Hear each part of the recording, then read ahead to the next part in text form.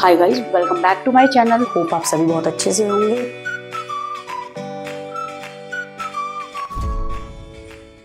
Hi students, welcome back to my channel. Hope आप सभी बहुत अच्छे से होंगे। बेटा आज हम करने जा रहे हैं बिजनेस एनवायरनमेंट का थर्ड पार्ट। ठीक है, जैसे कि मैंने आपको बताया था फर्स्ट एंड सेकंड पार्ट अच्छे से करना है, आपने कर भी लिया होगा। आज हम स्टार्ट करेंगे थर्ड पार्ट, और थर्ड पार्ट का जो हम स्टार्ट करने जा रहे हैं बहुत इंपॉर्टेंट है बोर्ड एग्जाम के लिए। चलिए फिर देखते हैं थर्ड पार्ट।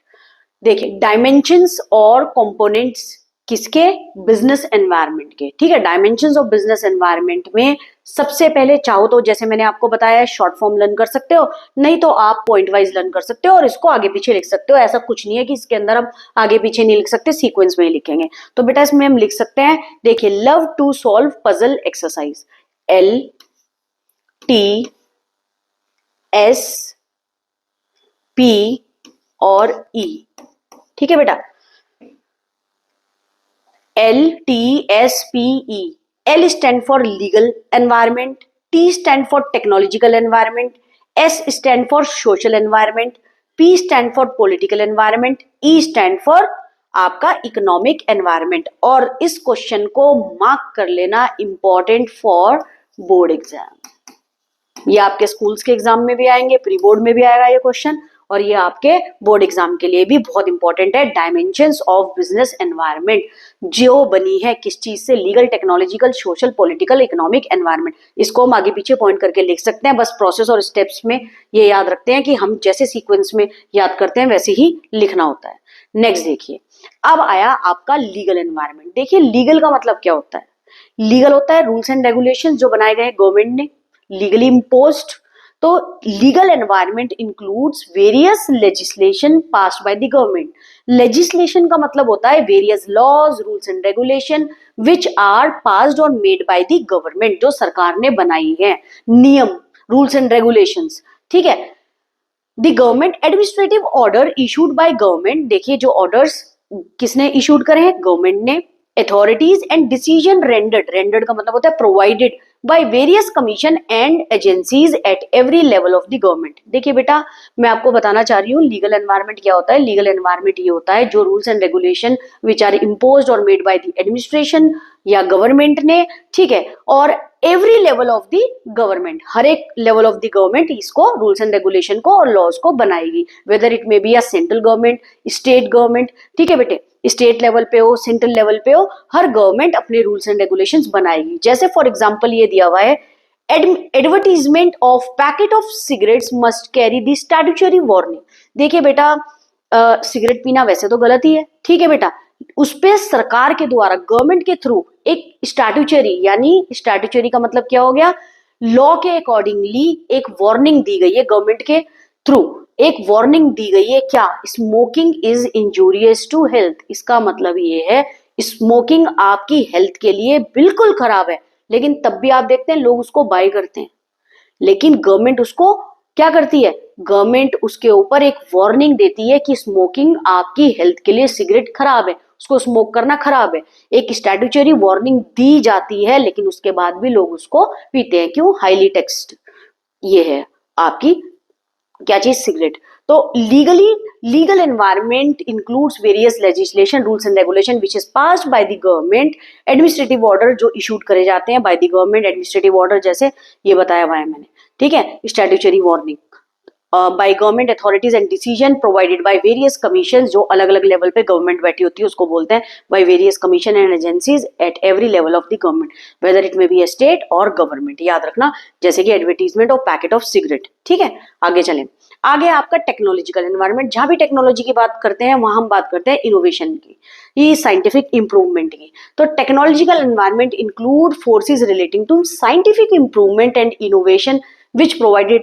जब भी आपसे कोई पूछे टेक्नोलॉजिकल एनवायरनमेंट, आप दो पॉइंट याद रखना, एक क्या है हमारा भाई? साइंटिफिक इंप्रूवमेंट, और हमारा innovation which provide new ways of producing goods and services. देखिए, जिस एनवायरनमेंट में बिजनेस काम करता है, it keeps on changing, dynamic है, तो हमें अकॉर्डिंग टू चेंजेस, हमें भी अपनी ऑर्गेनाइजेशन के अंदर चेंजेस लाने पड़ते हैं। जैसे फॉर एग्जांपल फैशन में चेंज, टेक्नोलॉजी में चेंज। टेक्नोलॉजी का मतलब ये है कि गुड्स एंड सर्विसेज अलग अलग तरीके से अकॉर्डिंग टू फैशन प्रोड्यूस करना। तो अब ये बात बता रहे हैं नई तरीके से, न्यू वे से प्रोड्यूस करना।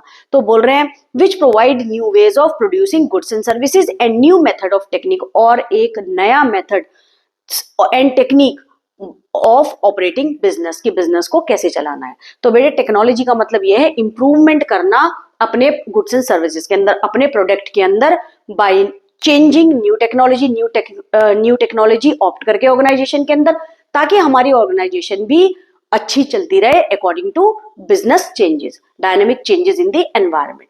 ठीक है, for example because of technological advancements it has become possible to book railway and air ticket through internet from home office. देखिए पहले टिकट बुक करवाने के लिए हमें रेलवे स्टेशन पे आपने देखा भी होगा, ऑफिस होगा, वहां हमें लाइनें लगी रहती थी, उसके अंदर हम क्या करते थे, रेलवे टिकट बुक करवाते थे। और अब क्या है, घर बैठे बैठे आप इंटरनेट के थ्रू क्या कर सकते हैं, सबके पास फोन है, सबके पास लैपटॉप है, वो क्या करा सकते हैं, हम इजी हमारा हो गया बिकॉज ऑफ इनोवेशन, हम टिकट बुक करवा सकते हैं घर बैठे बैठे भी। ठीक है, तो बोल रहे हैं because of the technological advancement it has become possible to book railway and air ticket through internet. आप इंटरनेट के थ्रू आप अपनी टिकट बुक करवा सकते हो, अपने घर से, अपने ऑफिस से, कहीं से भी आप टिकट बुक करवा सकते हो। अब आपको लाइनों में लगने की कोई जरूरत नहीं है। और ये कैसे पॉसिबल है, याद रखना, because of the technological advancement, जो आजकल टेक्नोलॉजिकल एडवांसमेंट है।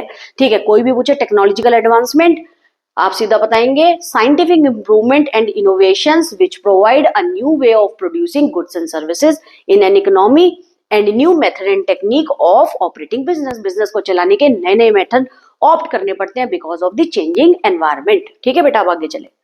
मैं आपको ये थोड़ा डीप में इसलिए पढ़ा रही हूँ, बोर्ड एग्जाम के लिए बहुत इंपॉर्टेंट है, इसको अच्छे से कर लेना, फिर बोल रही हूँ। अब है सोशल एनवायरमेंट। देखिए जहां भी सोशल आए उसका मतलब क्या होता है बेटे, सोसाइटी। ठीक है बेटा, उसका मतलब क्या होता है, सोसाइटी। तो सोशल एनवायरनमेंट इंक्लूड दी social forces like customs traditions. Custom traditions क्या चीज होता है, हर इंसान का आप देख रहे हो नॉर्म्स, ठीक है, वैल्यूज, प्रथाएं जो बोलते हैं, पहले ट्रेडिशन, जो पुराने ख्यालात के लोग थे वो ट्रेडिशन चलते ही आ रहे हैं। तो customs, norms, tradition, values, social trend, society में रहने के अलग अलग ट्रेंड जो बोलते हैं, सोसाइटी एक्सपेक्टेशन फ्रॉम बिजनेस, ये सब किसके अंडर आता है, social environment. Social environment include करता है सोसाइटी। बेसिकली सोसाइटी जो है वो सोशल एनवायरनमेंट बनाती है, क्योंकि इसके अंदर हम सोसाइटी के लिए ही गुड्स एंड सर्विसेज प्रोड्यूस करते हैं। तो सोसाइटी का सेटिस्फैक्शन होना बहुत जरूरी है। तो बोल रहे हैं सोशल ट्रेंड हो गया, society expectation from the business हो गई। और सोसाइटी एक्सपेक्ट क्या करेगी कि उनको good quality of goods and services बने, सही प्राइस में मिले, जिससे आपका बिजनेस भी बहुत ज्यादा ग्रो करेगा। For example equal pay for male and female workers, ये होता है इक्विटी में, और या फिर क्योंकि आपकी सोसाइटी से ही तो पर्सन इन्हीं इंडस्ट्रीज में जहां गुड्स एंड सर्विसेज बनते हैं वही काम कर रहे होंगे, और यही पर्सन गुड्स एंड सर्विसेज को फिर बाय करते हैं। एक तरफ से सैलरी उनको मिलती है, दूसरी तरफ से वही वो गुड्स एंड सर्विसेज में दे देते हैं। ठीक है, ये हम चैप्टर पढ़ेंगे आगे भी इकोनॉमिक्स में। ठीक है बेटा, तो equal pay for male and female workers, ठीक है, हमें इक्विटी करनी चाहिए जो कि सोसाइटी के पार्ट है। इक्वल पे देनी चाहिए किसको, मेल और फीमेल वर्कर्स को। Demand for reservation in jobs for minorities and womens etcetera. ठीक है बेटा, demand for reservation in jobs for किसके लिए, मिनियोरिटीज और वुमेन के लिए। जो डिमांड है किस चीज की, फॉर रिजर्वेशन, वो ज्यादा से ज्यादा हमें जॉब में रखनी चाहिए। तो बोल रहे हैं सोशल एनवायरनमेंट में सोसाइटी का भी भला हो, फीमेल का भी भला हो, वुमेन का भी भला हो, और इक्वल पे मेल और फीमेल को दी जाए। तो social environment consist of society and society consist of male and female. Equal treatment both of male और फीमेल, दोनों के साथ ही इक्वल ट्रीटमेंट करा जाए in the form of equal payment. ठीक है बेटे, फॉर मेल और फीमेल वर्कर्स। नेक्स्ट देखिए, नेक्स्ट है आपका पॉलिटिकल एनवायरनमेंट। देखिए अब पॉलिटिकल एनवायरनमेंट क्या होती है, it include political condition such as general stability. Stability जानते हो, इकोनॉमी के अंदर बैलेंस बना के रखना, पीस इन द कंट्री।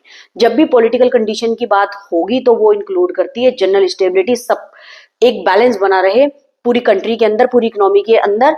ठीक है, and peace in the country, शांति बनी रहे, and specific attitudes that elected government representative holds through towards business. देखिए मैं एग्जांपल के साथ बताती हूँ, आपको समझ में आएगा। If the government provide subsidy in the production of cotton garments, बहुत ध्यान से सुनना, अगर गवर्नमेंट ने क्या प्रोवाइड करी, सब्सिडी। सब्सिडी क्या होती है? डिस्काउंट, छूट देना, ठीक है, थोड़ा सा डिस्काउंट प्रोवाइड करना in the production of cotton garments, it will have positive impact on cotton textile business. तो इसका क्या होगा?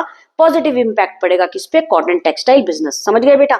अब इधर आ जाइए, ये इंक्लूड करता है political condition such as general stability, और हमारी इकोनॉमी के अंदर शांति बनी रहे, स्पेसिफिक एटीट्यूड, जो जिसको हम क्या करते हैं? इलेक्टेड गवर्नमेंट, ठीक है, जो हम गवर्नमेंट लेकर के आते हैं थ्रू आर वोट, तो इलेक्टेड गवर्नमेंट रिप्रेजेंट करती है टूवर्ड्स बिजनेस। जैसे मैंने बताया, जो आपने जिस गवर्नमेंट को जिताया है वो आपके बिजनेस की तरफ क्या रखती है, ठीक है, क्या रिप्रेजेंट करती है। जैसे क्या है, उन्होंने सब्सिडी प्रोवाइड करी कॉटन गारमेंट्स में, तो it will have positive impact on cotton textile what business. Okay, समझ में आया पॉलिटिकल एनवायरनमेंट? आगे देखिए, मेनली पॉलिटिकल एनवायरनमेंट का काम क्या है? जनरल स्टेबिलिटी बना के रखना, पीस बना के रखना कंट्री के अंदर, ठीक है। जो इलेक्टेड गवर्नमेंट है वो रिप्रेजेंट कैसे करेगी बिजनेस को, मतलब कैसे रिप्रेजेंट करेगी हमारे बिजनेस की तरफ, उसकी क्या रुचि होगी, हमारे बिजनेस की तरफ वो क्या एक्शन लेंगे, तो क्या करेंगे। अगर एक गवर्नमेंट प्रोवाइड कर रही है सब्सिडी, ये प्रोडक्शन ऑफ कॉटन गारमेंट, क्योंकि कॉटन से तो बहुत चीजें बनती है बेटा,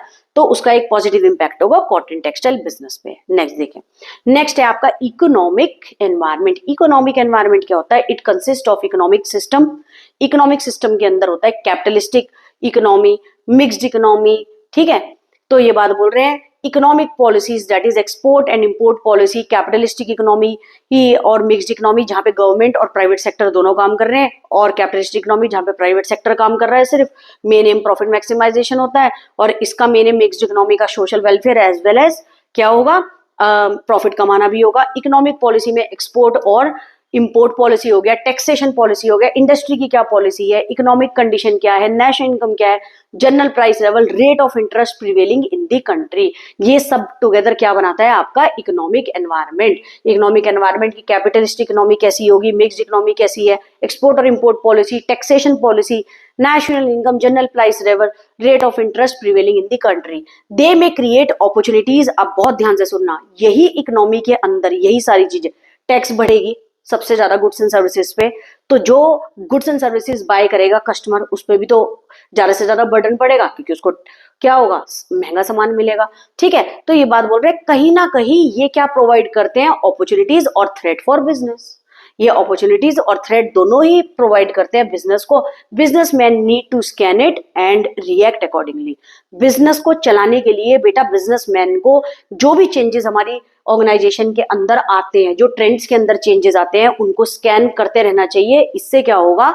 हमारा बिजनेस बहुत अच्छा और स्मूथली चलेगा, गोल ऑफ एन ऑर्गेनाइजेशन अच्छी तरह से अचीव होंगे इफेक्टिवली एंड एफिशिएंटली। तो इन बातों का ध्यान देना चाहिए किसको? बिजनेसमैन को। Export and import policy, taxation policy हो गई, इंडस्ट्रीज की अलग अलग पॉलिसी आ जाती है हमेशा, इकोनॉमिक कंडीशन देखनी चाहिए, national income of the country कैसा है, जनरल प्राइस लेवल का ध्यान रखना चाहिए जो गुड्स एंड सर्विसेज बना रहे हैं, रेट ऑफ इंटरेस्ट देखना चाहिए, ठीक है बेटा। जैसे for example a rise in the disposable income. Disposable income क्या होता है आपका? डिस्पोजेबल इनकम होता है नेट डोमेस्टिक प्रोडक्टेड फैक्टर कॉस्ट। इसका मतलब खैर ये बाद में पढ़ेंगे हम इकोनॉमिक्स में। इसका मतलब होता है domestic income, disposable income of people, हमारी डोमेस्टिकली जो लोग इनकम जनरेट कर रहे हैं। तो rise in the disposable income of people due to increase in GDP of the country creates increasing demand for products. बहुत ध्यान से सुनना, अगर लोगों की इनकम बढ़ेगी तो उससे वो ज्यादा से ज्यादा गुड्स एंड सर्विसेज खरीदेंगे, गुड्स एंड सर्विसेज बाय करेंगे, डिमांड बढ़ेगी।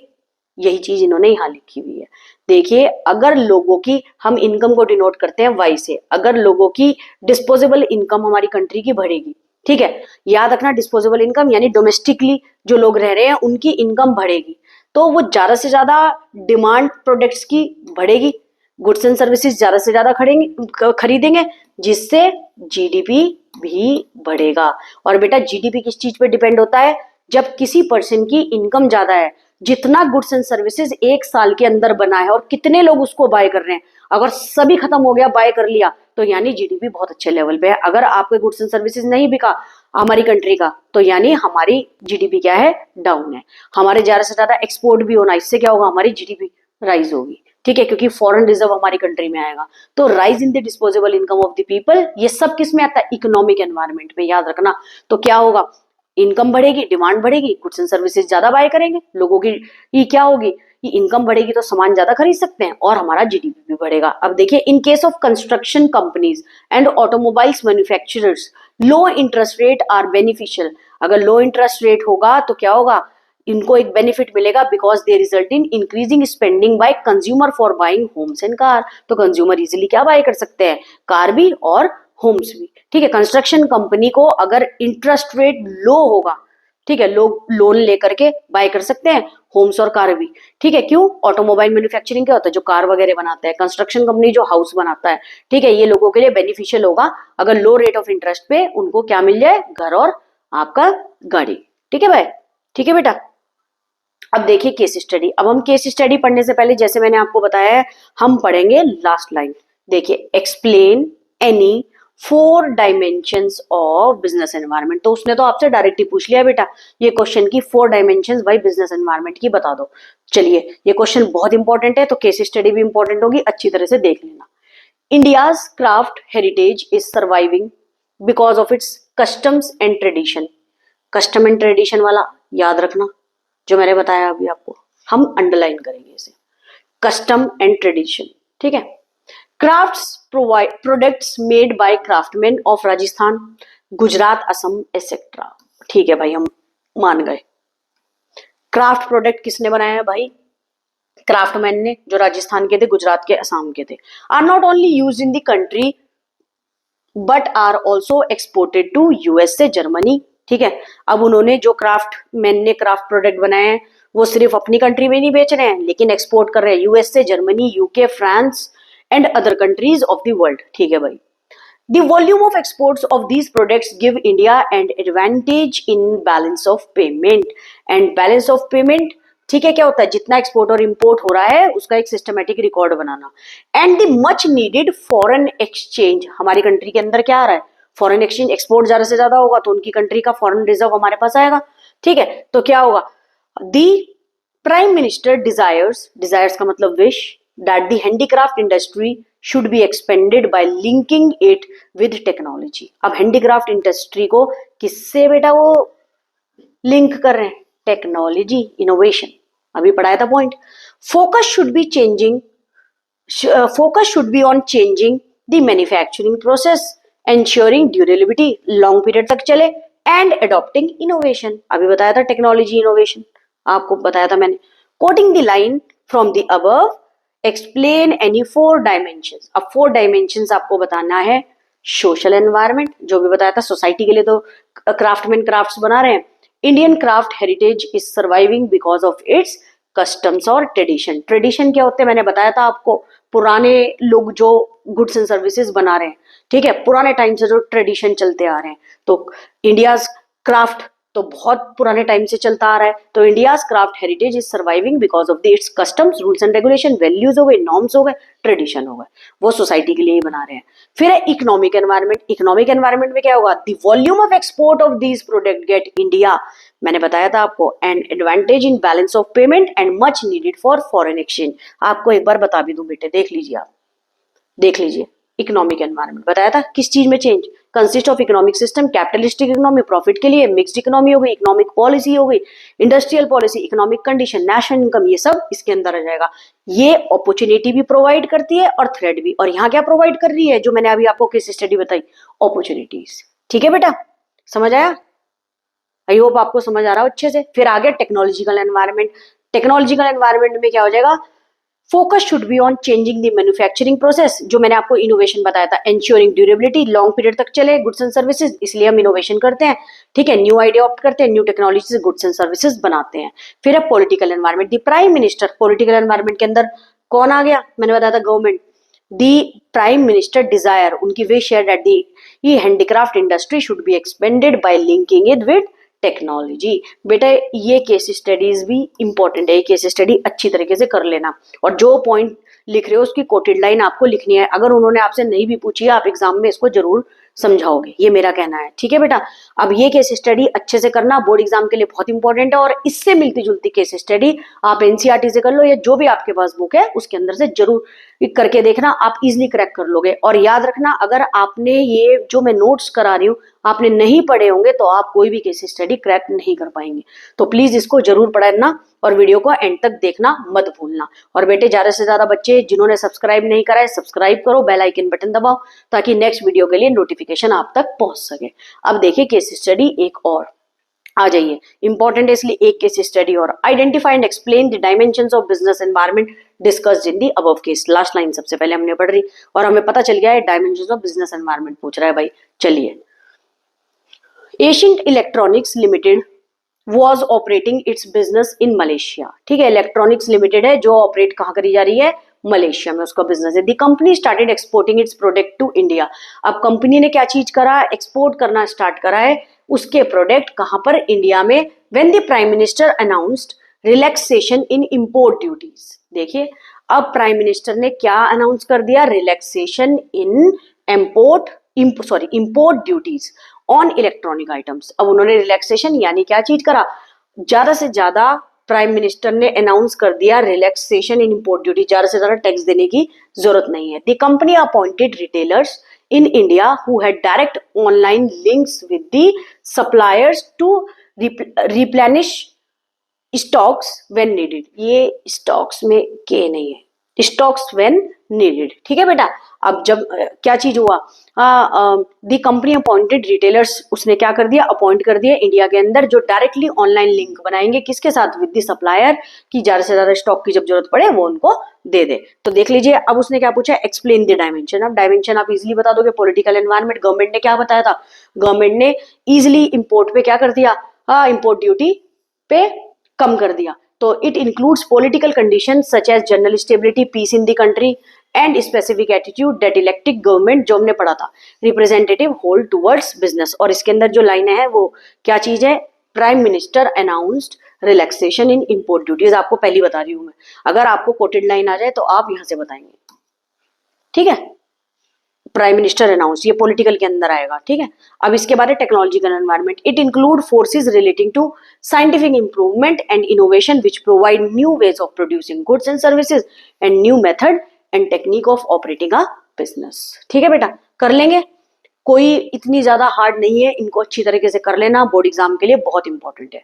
चलिए आगे, आगे है आपका इकोनॉमिक एनवायरनमेंट इन इंडिया, जो कि हम पढ़ेंगे अपनी नेक्स्ट वीडियो में।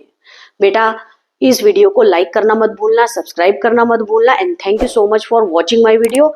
अच्छे से पढ़ाई करना और अच्छे से कॉपी और पेंसिल बना के उसके अंदर लिखते रहना, केस स्टडी को क्रैक करना। Thank you so much.